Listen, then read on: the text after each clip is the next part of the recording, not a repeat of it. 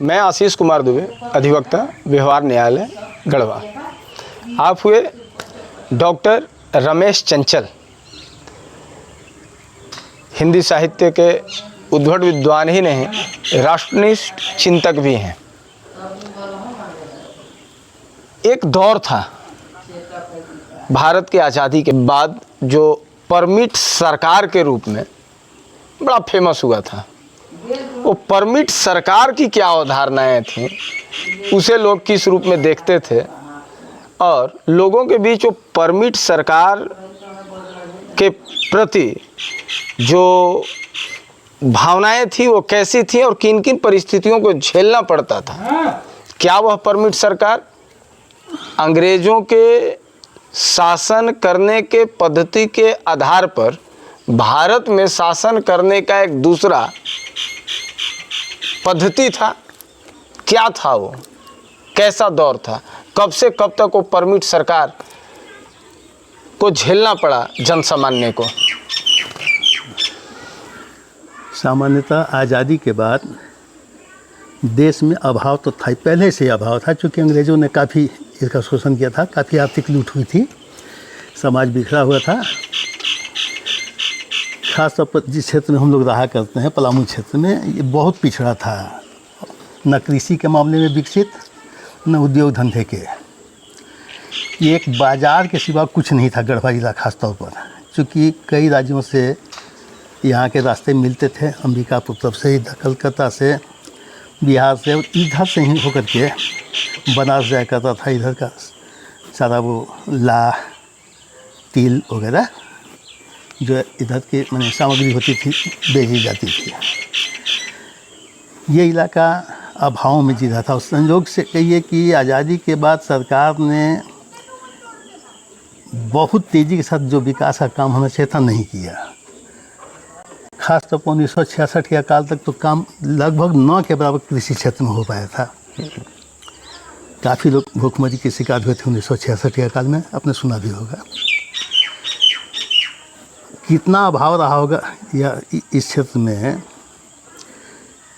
दादाजी वगैरह कहा करते थे कि शादी विवाह में भी कपड़े खरीदने के लिए, जनानी कपड़ा और ये धोती वगैरह पुरुषों के, इसके लिए भी कोई ये कपड़ा का इंस्पेक्टर हुआ करता था सरकारी, उससे परमिट लेना पड़ता था, तब दुकानदार किसी को 2 साड़ी 2 धोती इस तरह से दिया करता था। कई लोग, जब किसी के यहाँ शादी होती तो कई लोग परमिट के लिए एप्लीकेशन देते ताकि उस परिवार के यहाँ 6, 8, 10 साड़ियाँ जमा हो सके, शादी हो सके। यही नहीं, चीनी हो, किरोसिन तेल हो, इन सबों के लिए परमिट की आवश्यकता पड़ती थी।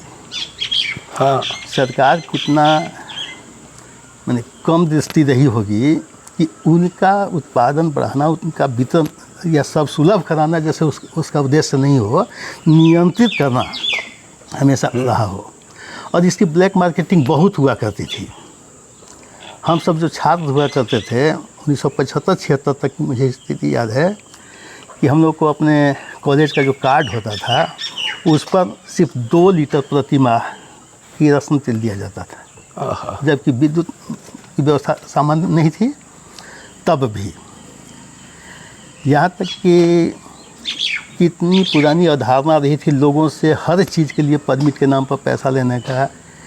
आप सामान्य ट्रांजिस्टर भी खरीदते तो उसका आपको लाइसेंस रिन्यूअल कराना पड़ता था, जैसे बंदूक वगैरह का थाने में होता उस ढंग से। आपका ट्रांजिस्टर का जो तात्पर्य है वो रेडियो, जिसके माध्यम से लोग न्यूज़ समाचार सुना करते थे। हाँ, बिल्कुल बिल्कुल। यानी कि जो आज सूचना प्रौद्योगिकी का जो स्वतंत्रता है सबको सुनने जानने का या लोगों के बीच अपनी भावनाओं को एक्सप्रेस करने का, आपको सूचना प्राप्त करने के लिए भी आप प्राप्त करने की योग्यता रखते हैं, इसके लिए भी आपको प्रमाण पत्र चाहिए था। हाँ, मैंने ट्रांजिस्टर, रेडियो ट्रांजिस्टर होता था, उसका भी एक लाइसेंस होता था, उसका रिन्यूअल कराना पड़ता था, जैसे बंदूक राइफल वगैरह का होता था उस ढंग से। वही नहीं, सामान्य सी चीज़ देखें, बैलगाड़ी, साइकिल, यही उस समय यातायात के सामान्य साधन थे। नोटिफाइड एरिया गढ़वा हुआ करता था, उसमें भी टोकन लगा करता था। बैलगाड़ी में भी कि तुम्हारे सड़क पर चल रहे हो तो देना पड़ेगा। साइकिल अगर आप चला रहे हैं तो साइकिल के लिए भी देना पड़ता था। हर चीज़ जैसे परमिट पर ही चल रहा था, जीवन बिल्कुल किसी के घर अगर शादी है तो उसके यहाँ 10-20-50 किलो जो चीनी की खपत होती है, जो आज सामान्य रूप से मार्केट में मिल जाती है, उस समय आप अगर आपके घर में 1 क्विंटल चीनी की खपत है, अगर आप देते हैं तो परमिट मुश्किल से 15 किलो 20 किलो का मिलता था।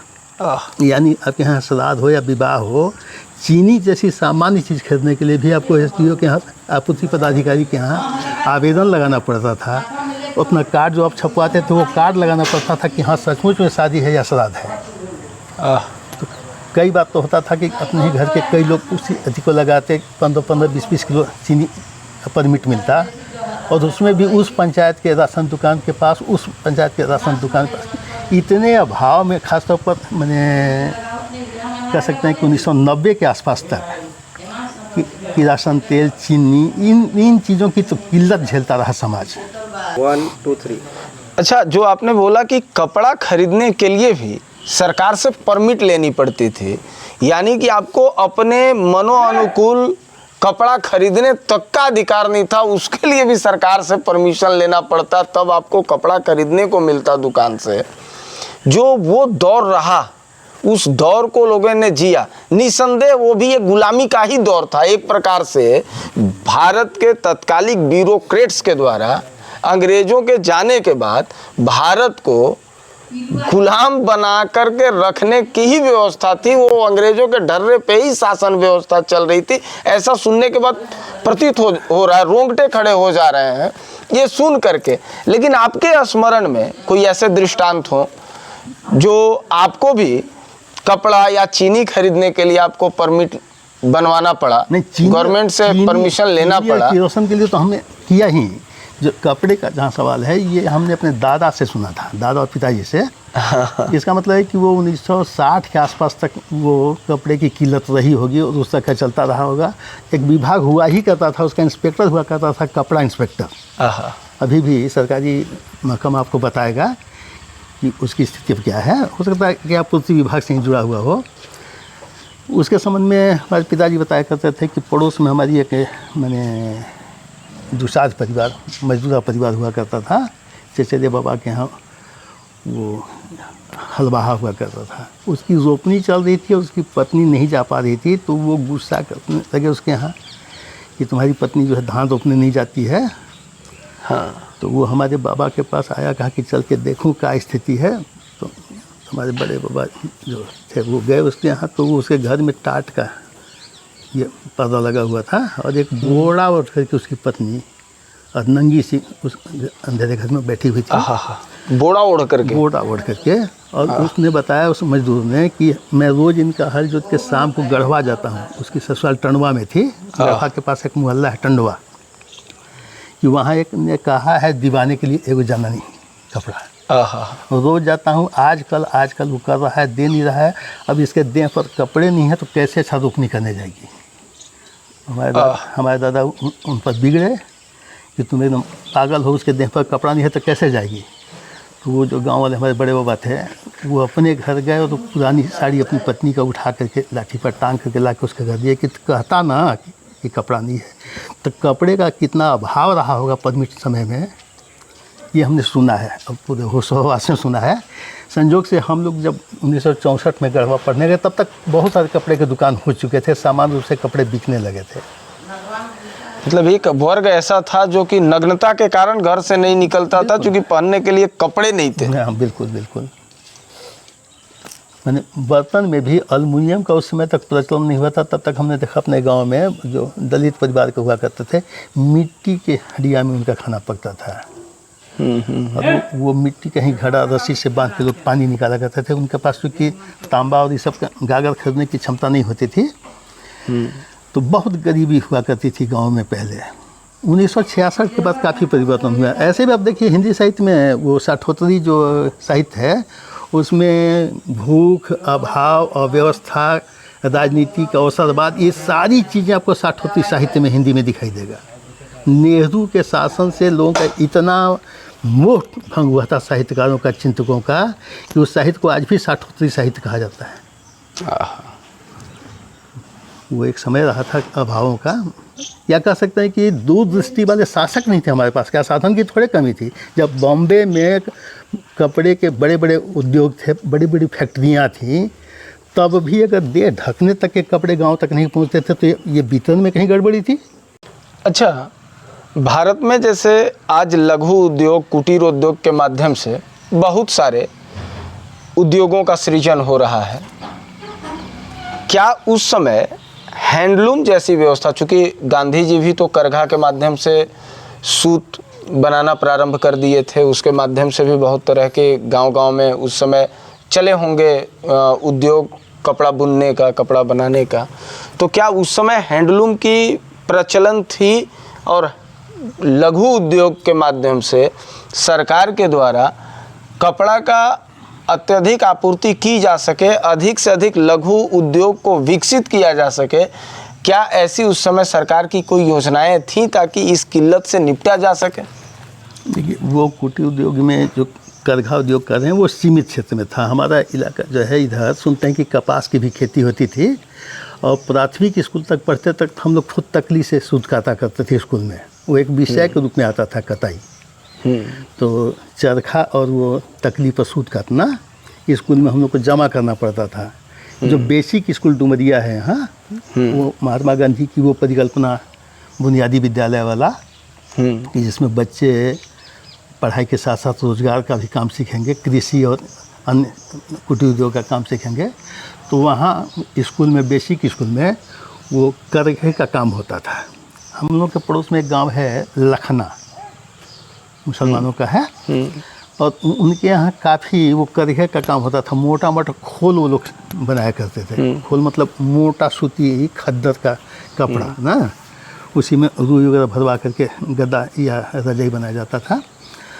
तो कुटीर उद्योग ये लोकली ये बनता था, लेकिन वो जो साड़ी, धोती, ये जो महीन चीज़ें होती हैं, ये चीज़ें प्राय नहीं होती थी। उसके लिए वो प्राय मैनचेस्टर वाली या जो कपड़े आते थे वो, मुझे लगता है कि अंग्रेज सरकार के जो सिस्टम था कि वो विदेशी कपड़े आवे उसी को लोग खरीदें, उसके तहत तो शायद कपड़े का कृत्रिम अभाव किया जाता होगा। पहले हम लोग के बचपन में ये कुटीर उद्योग में आसपास में ये होता था, मोटे खद्दर के कपड़े बुने जाते थे।